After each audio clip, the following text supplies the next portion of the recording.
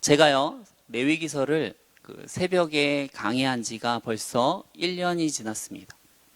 그러다 보니까 1년이란 세월 동안 이제 거진 이제 레위기서를 다 끝냈어요. 이제 그래서 한 2번, 3번 정도로 앞으로 하기만 하면은 이제 레위기서를 온전히 다 마칠 것 같아요. 근데 레위기서를 하면서 한 가지 아쉬운 점이 뭔가 하면, 레위기서를 그동안 1년 동안 계속 부분 쪼개왔지 않았습니까? 이렇게 부분 계속 쪼개오다 보니까 이 마치 나무를 너무 자세히 살펴보다 보면 그 숲을 살펴보지 못하듯이 너무 그 부분, 그 단락에 있는 내용들만 우리가 파악하고 그러다가 보니까 마치 그 레위기 전체가 정말 레위기가 말하고자 하는 바는 무엇인지에 대해서는 잘 모를 수가 있어서 정말 부분으로서의 레위기가 아니라 좀 큰 그림으로서 한번 같이 살펴보기 위해서 오늘 말씀을 준비했습니다. 레위기서 1장에서 7장을 살펴보면 바로 구약시대에서 드렸던 5대 제사에 대해서 나오고 있습니다. 이것들이 보면 뭐 쉽게 이해도 잘 안 되고 재미가 없는 내용일 수도 있지만, 이것을 통해서 우리 하나님께서 우리에게 분명히 말씀하시고자 하는 그 바가 있습니다. 오늘 그것들을 나누기 원하는데, 바로 하나님께서 레위기 1장과 7장에서 말하는 그 5대 제사를 통해서 하나님이 우리에게 말하는 그 가장 중요한 것은 무엇일까? 그것은요, 첫 번째로 인간은요, 하나님 앞으로 나아갈 수가 없다는 거예요.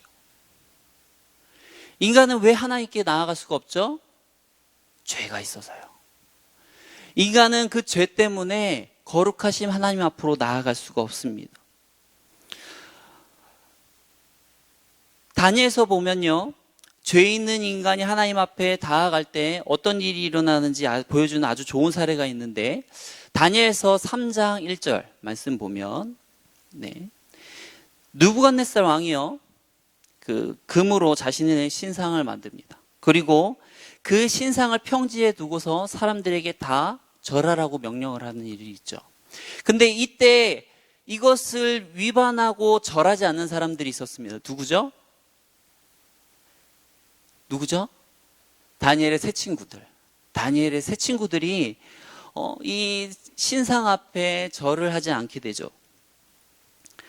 그러다 보니까 어때요? 이 느부갓네살 왕이 분에 가득 차서 19절에 보니까 어떻게 하냐면, 원래 뜨겁게 하는데 그것보다도 7배나 더 뜨겁게 하는 모습을 볼 수가 있어요. 그리고 그 불이 얼마나 뜨거웠는지 다니엘의 세 친구를 집어던지기 위해 불에 다가간 사람이 어떻게 됐어요? 그가 타 죽었죠. 이 세 친구는 안 타 죽었는데 이 던지기 위해서 다가갔던 사람이 타서 죽는 모습을 볼 수가 있습니다. 왜 다니엘 세 친구는 안 죽었는데 오히려 집어 던지기 위해서, 밀어넣기 위해서 다가간 사람이 불에 타 죽었을까? 그것은요, 이 불이 그만큼 뜨거웠음을 의미하는 것이기도 하지만, 또한 어떠한 의미도 있는가 하면, 이처럼 죄가 있는 사람이 하나님께 나아갈 때에는 어때요? 불에 타 죽을 수밖에 없음을 의미하는 것이기도 합니다. 이처럼 어때요? 죄가 있는 인간은요, 거룩하신 하나님을 만날 수가 없어요. 혹시 나는 죄가 없어서 그냥 언제든 만날 수 있어요 하는 사람이 있습니까? 이 자리에는 없을 거라고 생각을 합니다. 우리는 이 자리에 딱 앉아있는 거 보니까 너무 거룩하게, 너무 순수하게, 착한 모습으로서, 하나님이 원하시는 모습으로서 있는 것 같지만, 그거는 겉의 모습이지 실상 안의 모습은 어떻습니까? 더럽고 추악하고 온갖 더러운 것들이 다 있어요. 그것들을, 마음에 있는 것들을 꺼내지 않아서 그렇지, 사실상 마음으로서 행하는 죄악들을 보면 세상의 죄인들과 별반 다를 바가 없는 것이 저와 여러분들입니다. 그런 죄인인 우리가 어떻게 하나님 앞에 나아갈 수가 있겠어요?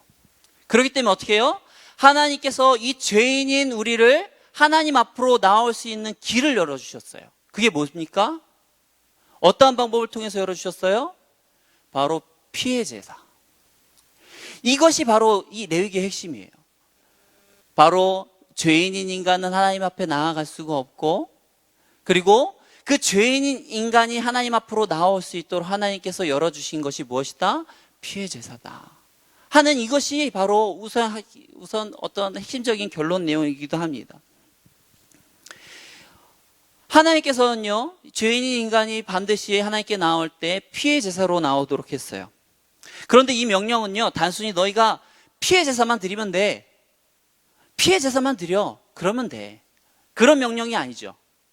어때요? 1장에서 7장의 그 내용들을 이야기할 만큼 그 피의 제사를 어때요? 각 죄에 맞춰서 또 각 그 제물에 맞춰서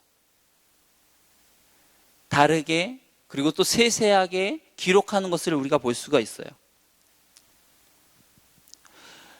그러다 보니까 어때요? 이것들을 읽으면 아까 전에 말했던 것처럼 레위기가 읽기가 힘든 거예요. 요즘 우리가 레위기처럼 어떻게 번제를 드리는 것도 아니고 화목제를 드리는 것도 아니고 속건제나 뭐 수제제를 드리는 것도 아닌데 이런 우리가 지금 드리고 있지 않는 이러한 제사법에 대해서 길게 나열하고 있으니까 이해도 안 되고 다가오지도 않고 그러다 보니까 어때요? 레위기를 성경을 읽다가 보면 레위기를 만나면 다음으로 넘어가고 싶은 거죠.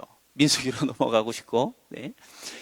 그런데 우리가 다른 거 다 잊어버리고 모르더라도 하나님께서 왜 이렇게 자세하게 어떤 이런 제사법이나 예배법에 대해서 이렇게 나열했을까에 대해서 우리가 한번 생각을 해보자고요. 구체적으로 그 나누었던 것들 우리가 새벽에 나누었지만 그것들을 묻는다 할지라도 왜 하나님께서는 이렇게 구체적으로 이렇게 방대하게 우리가 지금 읽으면 이해도 잘 안 되고 하는 내용들을 구체적으로 자세하게 이렇게 세밀하게 나열해 놓았을까? 왜 그렇겠습니까? 우리가 하나님 앞에 나아올 때요, 아주 세밀하게 이 나열해 놓은 예배해 놓으신 그 하나님의 방법과 원리대로 우리가 하나님께 예배하길 원하시는 거예요. 여러분 한번 생각을 해보세요. 자, 이스라엘 사람들입니다. 여러분들이 이스라엘 사람들이에요. 어느 날 갑자기 모세가 하나님을 만나고 돌아오더니 이런 방대한 양의 어떤 제사법들을 가지고 옵니다. 그리고 와서 하나님께서 이렇게 지키래 하고 그 예배와 어떤 제사법들을 딱 던져놓으면 어떠한 반응이 있을까요? 두 가지의 반응이 있겠죠. 하나는 그것을 좋아하는 사람들이 있을 거예요. 아, 진짜 하나님은 우리를 너무나도 사랑하셔서 이렇게 하나님을 만날 수 있는 방법들을 이렇게 자세하게 알려주시면서 열어놓으셨구나 하면서 좋아하는 사람도 있을 거예요. 난 사실 번제나 어떤 이런 거 하나님께 제사 드리는데 좀 제대로 알고 싶었어. 어떻게 하면 더 잘 드리고 싶은지 그것들을 알고 싶었어. 이렇게 말하는 사람들도 있을 거예요. 그런데 반대로 어떤 사람이 있을까요? 아, 뭐 이렇게까지 하지? 아, 그냥 그 전에 하던 대로 그냥 드리면 되잖아. 왜 이렇게까지 이게 복잡해. 힘들어. 하는 사람들이 있을까요? 없을까요? 있겠죠. 근데 여기서 뭘까요? 내가 만약 하고 싶은 대로 그냥 하나님이 하신 대로 방법 말고 그냥 내가 하고 싶은 대로 할 거야. 그냥 내가 예전에 하던 대로 내가 알고 있던 대로 내가 그냥 주어 들은 대로 그냥 그렇게 드리면 되지. 뭐 이렇게까지 뭐 자세하게 다 따져가면서 일목요연하게 이렇게 드려야 되는 거야. 그냥 난 내가 하고 싶은 대로 할래. 이런 식으로 드리면 어떻게 될까요? 레위기 10장 1절과 2절에 나와 있는 말씀처럼 되는 거예요. 우리 한번 같이 말씀 읽어볼까요? 자, 아론의 아들 나답과 아비후가 각기 향로를 가져다가 여호와께서 명령하시지 아니한 다른 불을 담아 여호와 앞에 분향하였더니 여호와께서 명령하시지 아니하는 다른 불을 담아 죄송합니다. 2절부터 읽을게요. 불이 여호와 앞에서 나와 그들을 삼킴에 그들이 여호와 앞에서 죽은지라. 어떻게 돼요? 이렇게 나의 방법과 내 생각과 내 뜻대로 하나님의 방법이 아니라 내 생각과 내 방법대로 되면 그러면 이렇게 나답과 아비후처럼 되고 마는 거예요. 여러분 하나님께서요 우리가 예배를 드릴 때 내가 그냥 드리고 싶은 대로 내 방법대로 내 마음대로 드린다고 하나님이 어이쿠나 그래 네가 예배 드리는 게 어디냐 그러면서 그냥 넙죽넙죽 받는 게 아닙니다. 어떻게 드려야 돼요? 하나님이 정하신 기준과 원리와 방법들을 세세하게 지키면서 하나님의 뜻에 맞춰서 드려야 되는 거예요.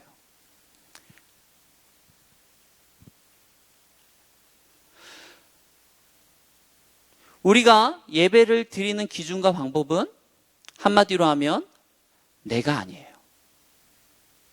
내가 하고 싶은 대로, 내가 드리고 싶은 대로 드리는 게 아니에요. 우리가 드리는 예배의 기준은 뭐예요? 하나님이에요. 하나님께서 원하시는 그 방법과 기준으로서 우리는 예배를 드려야 되는 거예요. 저와 여러분은 어떤가요? 오늘날 어떻게 예배를 드리고 있습니까? 내가 드리고 싶은 방법으로 예배를 드리고 있습니까? 아니면 하나님이 원하시는 방법으로, 하나님이 우리에게 가르쳐 주신 그 방법으로 그것들을 지키면서 따지면서 우리는 예배를 드리고 있습니다. 그런데 오늘날 사람들이 말하는 좋은 예배를 살펴보면 그 기준이 다 자기예요. 무엇이 좋은 예배냐? 보면 내가 은혜가 된 예배. 무엇이 좋은 예배냐? 그러면 내가 뭔가 깨달음이 있고 뭔가 느낌이 있고 그런 예배. 모든 기준이 나예요. 어떤 게 나쁜 예배냐? 내가 참석해봤는데 별로야. 기준이 누구예요? 나예요. 우리의 예배가 막상 말로는 하나님께 영광이고 하나님의 영광을 위해서 하나님의 방법으로 우리가 드린다라고 말은 하지만 실상 따져보고 시작하면 그 원리와 방법이 사실은 나예요.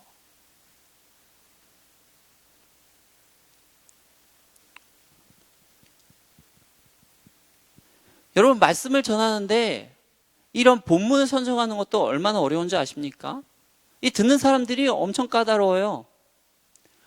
말씀을 그들이 아는 본문을 정해서 막 그러면서 예를 들어서 그들이 그냥 알만한 내용들로 말씀을 풀면 어떻게 생각할까요? 아이, 뭐 들을 것도 없고 설교자가 참 준비도 안 하고 이렇게 대답을 하는 거죠. 그러면서 오히려 반대로 아예 그분이 모르는 예배자들이 잘 모르는 본문으로 가지고 어려워하는 본문으로 가지고 막 설교를 해요. 그러면 뭐라고 할까요? 아, 저렇게 뭐 알지도 못하는 저런 뭐 이렇게 듣지도 못하는 모습에서 뛰어다가 저렇게 말씀 전하고 있는 거야? 이런 것들이 나오는 거예요. 찬양은요. 예를 들어서 어르신들에게 맞춰서 그냥 예전에 그냥 늘 드리던 찬송가나 뭐 이런 것들로만 가지고만 하면 무슨 젊은 사람이 말이야 무슨 맨날 저렇게 새로운 찬양은 하지도 않고 맨날 왜 저런 것만 불러? 이러고 조금 젊은 사람들한테 맞춰갖고 조금 새로운 찬양 좀 하고 새로운 리듬들 막 껴주면 참 찬송가나 해 찬송가나.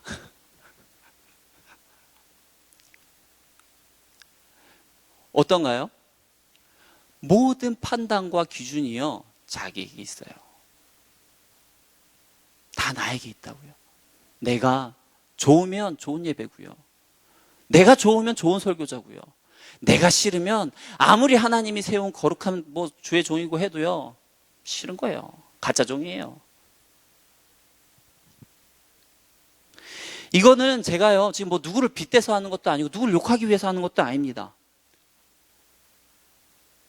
다 우리 안에 있는 모습이에요. 그 누군가를 찝기 위해서 가는 게 아니라 이러한 모습이 다 우리 안에 있는 모습이라고요. 우리의 예배 태도를 보니까 그 원리와 기준이 자세히 따져보니까 하나님의 방법과 기준이 아니라 바로 나의 기준과 방법으로서 내가 좋으면 좋고 내가 나쁘면 싫은 예배. 그렇게 드리고 있더라고요. 여러분, 우리가 말씀을 듣는 이유가 무엇입니까? 나 좋으려고 듣는 게 아니라니까요. 내가 위로받기 위해서 듣는 게 아니에요. 하나님의 말씀대로 이 땅에서 거룩하게 살기 위해서. 우리가 내 생각과 내 방법대로 가는 것이 아니라 하나님의 말씀과 원리로 이 땅에서 살아내기 위해서 말씀을 듣는 것인데, 우리의 모든 것들이 어때요? 나에게 감동이 있느냐 없느냐 이렇게 따지고 있어요. 우리가 찬양을 부르는 이유가 무엇입니까? 내가 먼저 좋기 위해서가 아니에요. 하나님에게 영광을 돌리기 위해서, 하나님을 높여드리기 위해서. 그런데 하나님이 있어야 될 자리에 내가 있어요. 그리고 내가 좋으면 좋은 찬양이고, 내가 좋지 않으면 무슨 저런 찬양을 불러가 되는 거예요. 여러분, 우리가 마음 열려 있을 때는 어떻습니까? 수련회 같은 데 가보세요. 바깥에 나가고 마음이 열려 있으면 그때에는 모든 찬양이 다 괜찮아요. 마음이 열려 있으니까. 왜냐하면 찬양이 너무 부르고 싶거든요.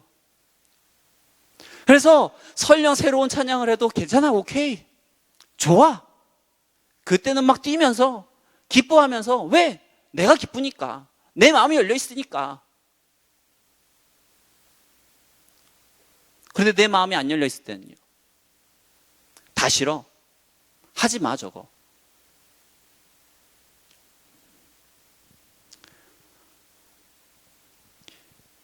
여러분, 이것이요, 나도 알아. 사실 나도 알아. 이거 모르는 내용이 아니에요. 나도 알아. 근데 잘 안 돼 하면서 그냥 넘길 내용이 아니에요. 왜 그렇습니까? 우리가 아무리 시간을 내고 예배를 드린다 한들, 우리가 나의 중심으로 드리면 그 모든 것들이 다 헛수고가 되기 때문이에요. 하나님의 기준과 하나님의 방법과 하나님의 원리로서 예배를 드려야지 하나님 기쁘시는, 하나님 기뻐하시는 예배가 되는 것이지, 내 원리와 내 방법으로 드리는 것은 하나님을 기쁘시게 하는 것이 아니에요. 여러분, 나답과 아비후가 예배를 안 드렸기 때문에 망한 것이 아닙니다. 맞죠? 나답과 아비후가 예배를 안 드렸기 때문에 망한 게 아니에요. 예배를 드리는데 하나님의 방법과 원리대로 안 드렸기 때문에 망한 게예요. 가인의 제사가 하나님께 제사를 안 드렸기 때문에 안 받은 것이 아니라, 그의 제사가 하나님의 마음에 합하지 않았기 때문에, 하나님의 원리와 방법으로 드리지 않았기 때문에 그의 제사가 안 받았던 겁니다. 하나님이 그저 우리가 그냥 드리고 싶은 대로 마음대로 드린다고 그냥 받으시는 거지 같은 분이 아니에요. 우리 하나님이 얼마나 거룩하신지, 얼마나 위대하신지 우리는 생각하고 그분에 합당한 예배를 드려야 되는 것입니다. 여러분, 예배는 콘서트가 아니에요. 그저 가수가 하는 것들을 그냥 구경하고 즐기다가 그냥 나 좋았네, 좋은 시간 보냈네 하고 돌아가는 그런 콘서트가 아니에요. 예배는 하나님이 중심이시고 하나님이 주인공이시고, 우리는 그 주인공인 하나님에게 초점을 맞춰서 우리의 힘과 마음과 뜻을 다해서 드려져야 되는 거예요. 구약의 제사를 드릴 때 반드시 행해지는 의식이 있습니다. 그것이 무엇이죠? 바로 제물에 손을 얹는 거예요. 그리고 그 제물에다가 안수를 합니다. 이 안수를 한다는 의미가 첫 번째로는 나의 죄를 이 제물에게 얹는 의미가 있어요. 나의 죄를 이 제물에게 다 얹고, 그리고 이 제물이 대신 죽는 거죠. 물론 이런 의미도 있습니다. 그렇지만 두 번째로 어떤 의미가 더 있냐면, 이 제물에게 얹음으로써 이 제물과 함께 나의 생명을 하나님께 드린다는 의미도 있어요. 예배는 우리의 생명을 하나님께 드리는 예배예요. 그것이 진정 살아있는 예배인 것입니다. 번제의 의미도 무엇입니까? 번제가 뭐예요? 모든 것을 다 태워드리는 거예요. 다른 제사들을 보면 어때요? 막 어떤 것들은 제사장을 위해서, 어떤 것들은 성도들을 위해서 다 떼어놓는 것들이 있어요. 그런데 번제는요, 그 떼어놓는 것 없이 하나님께 모조리 다 드려요. 그래서 이 번제의 의미가 무엇인가 하면 완전한 헌신이에요. 모든 것을 드린다라는 의미가 있어요. 마치요, 마리아가 어떻게 해요? 자신의 전부와도 같았던 향유옥합을 깨트려서 주님께 부으면서 예배했던 것처럼 우리도 어떻게 드려야 돼요? 이런 번제의 의미를 담아서 우리의 모든 것을 다해서, 우리의 모든 힘을 다해서, 우리의 모든 정성을 다해서 하나님께 드려야 되는 거예요. 그게 진정 살아있는 예배인 것입니다. 로마서 12장 1절에도 보면 뭐라고 나와 있습니까? 우리 같이 한번 읽어볼까요? 그러므로 형제들아, 내가 하나님의 모든 자비하심으로 너희를 권하노니 너희 몸을 하나님이 기뻐하시는 거룩한 산 제사로 드리라. 이는 너희의 드릴 영적 예배니라. 보면 너희 몸을요, 하나님이 기뻐하시는 거룩한 산 제사로 드리라고 그랬어요. 그리고 이것이 너희가 드릴 영적 예배다. 진정으로 드릴 예배다라고 말을 했습니다. 이러한 예배의, 이 신약에서의 예배는 이 번제의 의미가 포함되어 있는 거예요. 내포가 되어 있어요. 우리의 모든 것을 다 드리는 그러한 예배가 다로 이렇게 이 내용 가운데에는 포함이 되어져 있는 것입니다. 우리가 이 예배 가운데 정말 모든 힘을 다해야 돼요. 정말 우리의 가난한 마음으로 정말 하나님을 구하면서 하나님 이 시간 은혜를 주시옵소서. 정말 살아계신 하나님을 느끼며 이 시간 예배하기 원합니다. 마치 젖먹이 아기가 마치 어미의 그 젖을 갈구하듯이 그냥 약간의 힘으로, 그냥 조금 있는 힘으로 아예 그냥 앉아만 있으면 되지 뭐, 그 정도가 아니라 정말 타는 목마름으로 달려드는 것처럼 우리가 예배를 드리는데 그런 타는 목마름이 있어야 됩니다. 그런 열정이 있어야 돼요.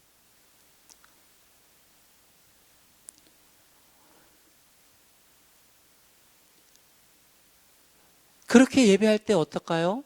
우리 안에 이 예배 가운데 있으면서 이것저것 지적하는 것들이 사라져요. 왜 저래? 저거는 왜 저래? 저거는 왜 그래? 예배를 드리는 게 아니라 판단하고 있어요. 따지고 있어요.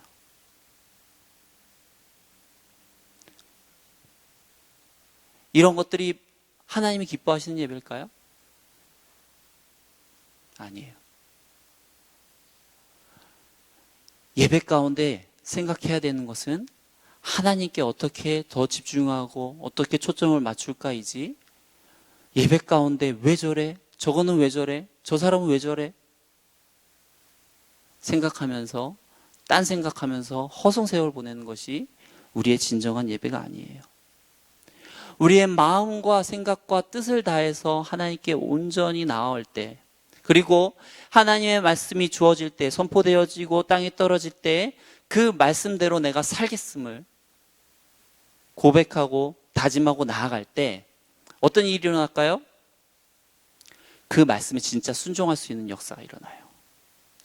왜냐하면 하나님의 말씀이라고 하는 그 말씀 자체가 어떻습니까?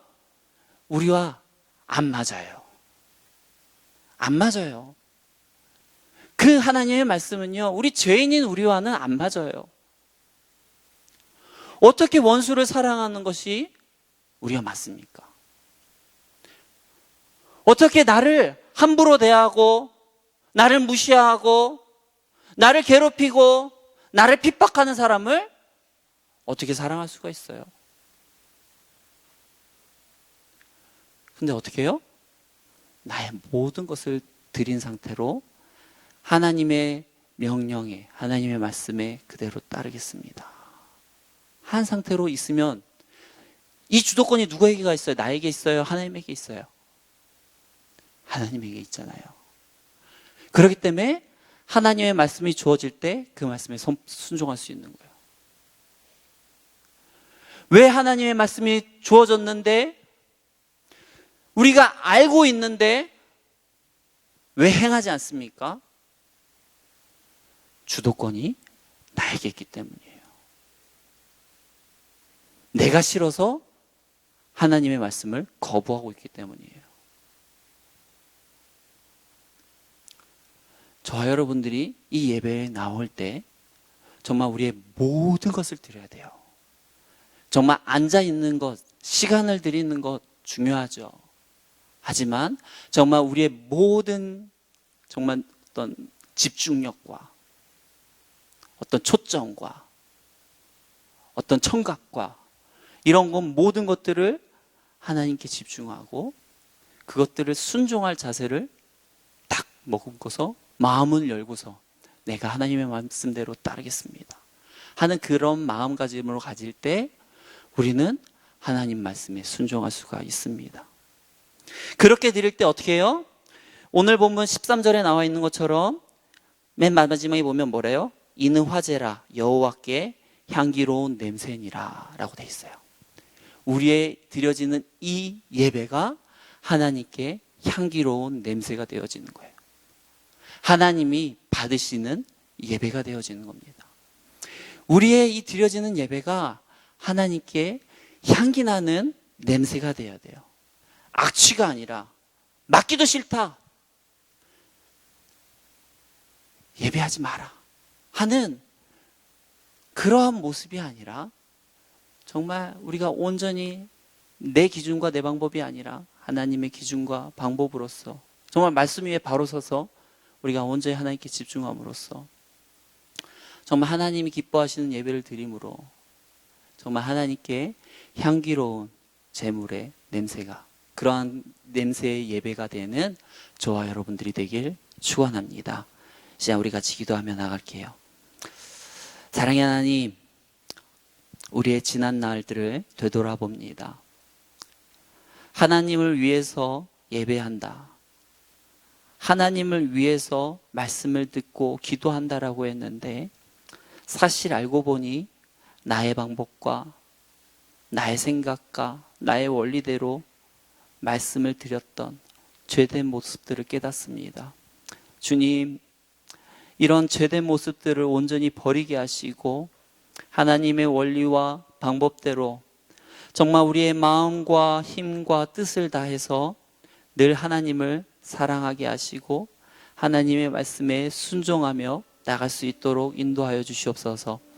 하나님의 말씀이 선포되어질 때 우리 안에 순종할 수 있는 마음을 허락하여 주시옵시고 하나님의 말씀이 선포되어질 때에 즉시로 순종하며 나아가는 자들이 될 수 있도록 인도하여 주시옵소서.